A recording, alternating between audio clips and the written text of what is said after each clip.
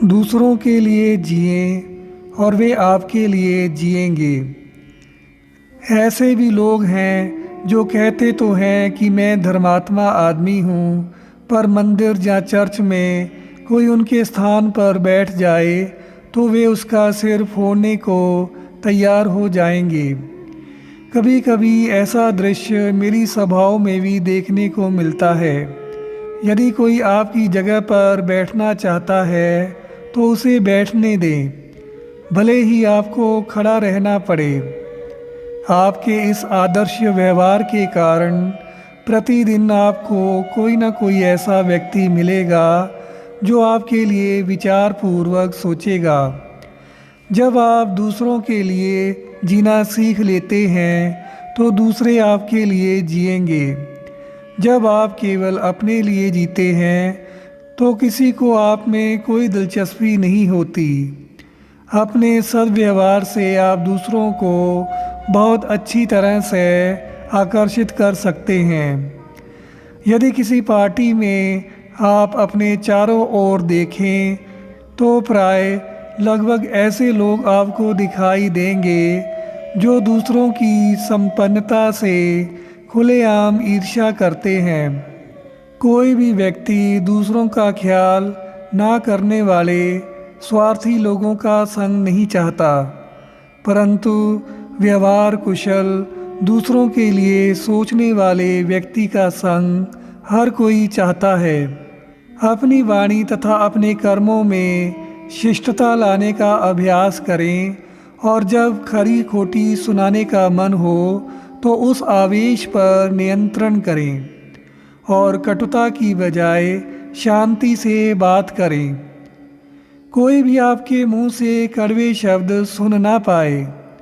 जब आपसे कुछ पूछा जाए तो सत्य बोलने से डरे नहीं, परंतु अपने विचारों को दूसरों पर ना थोपें।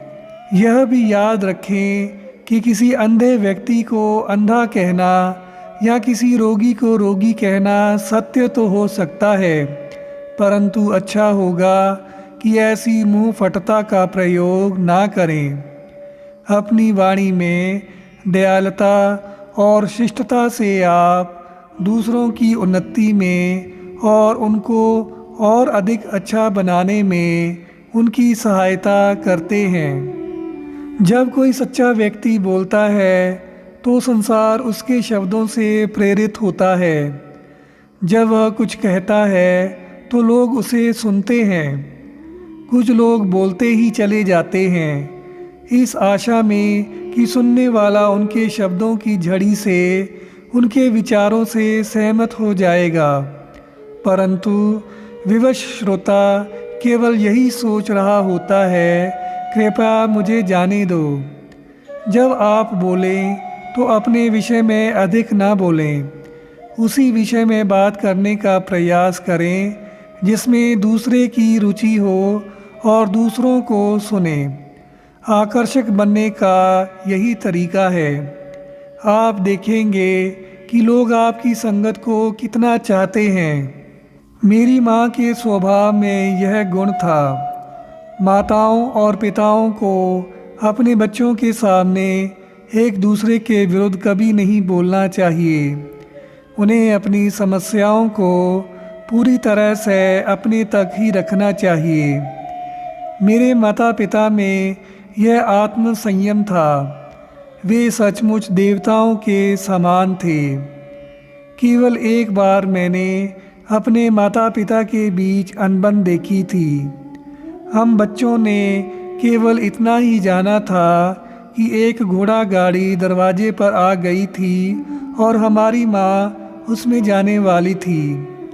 तभी मामा जी आ गए और उन्होंने पिताजी से पूछा, क्या बात है? पिताजी बोले, मुझे उनके दान पुण्य पर धन खर्च किए जाने में कोई आपत्ति नहीं है।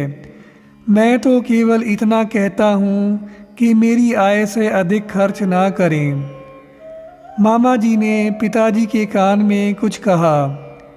पिताजी के कुछ सुलह सफाई के शब्दों के बाद माँ ने घोड़ा गाड़ी वापस भेज दी। उन्होंने पिताजी के विरुद्ध एक भी शब्द नहीं कहा। वे सदा दूसरों के लिए ही सोचती थी। दूसरों के लिए जीने में बड़ा आनंद है। जब मैं अकेला होता हूँ तो शायद ही कभी मुझे कुछ खाने की इच्छा होती है, परंतु जब मैं दूसरे लोगों के साथ होता हूँ तो मुझे उनके लिए स्वादिष्ट पकवान बनाने में आनंद आता है।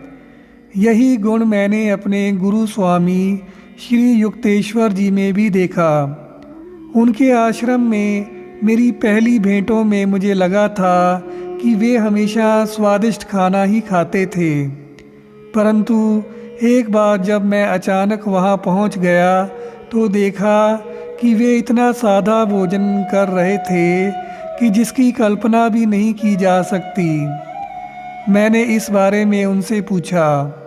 उन्होंने कहा, केवल जब तुम आते हो तभी मैं विशेष भोजन बनाता हूँ। तुम्हारे लिए उन्हें बनाना मुझे अच्छा लगता है। एक बार अनानास खरीदने के लिए कॉलेज का एक साथी मेरे साथ बाजार आया। वहाँ केवल 2 ही अनानास थे। मैंने दोनों ही खरीद लिए और बड़ा अपने साथी को दे दिया। वह बड़ा चकित हो गया। उसने सोचा था कि बड़ा मैं अपने लिए रखूँगा। जब कोई व्यक्ति दूसरों का ध्यान रखकर पहले उनके बारे में सोचता है तो उसके भीतर एक अद्भुत भावना उत्पन्न होती है। जैसे ही आप किसी और के बारे में सोचते हैं तो न केवल वह व्यक्ति आपके प्रति सोचता है बल्कि ईश्वर भी आपके लिए सोचते हैं। यदि हमेशा आप दूसरों के बारे में सोचते हुए उनकी सहायता करते रहते हैं तो ऐसा करने में आपका अंतिम पैसा भी चला जाए तो भी ईश्वर आपके लिए कई गुना आशीर्वादों से आपकी झोली भर देंगे। एक बात और याद रखने की है, आप में से प्रत्येक में एक ऐसा अद्वितीय गुण है जो किसी और में नहीं है।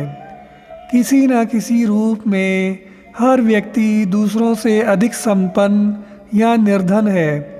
यदि आप निस्वार्थी, अच्छे स्वभाव वाले और समझदार व्यक्ति हैं तो आप उनकी अपेक्षा अधिक संपन्न हैं जो स्वार्थी, क्रोधी और ईर्ष्यालु हैं।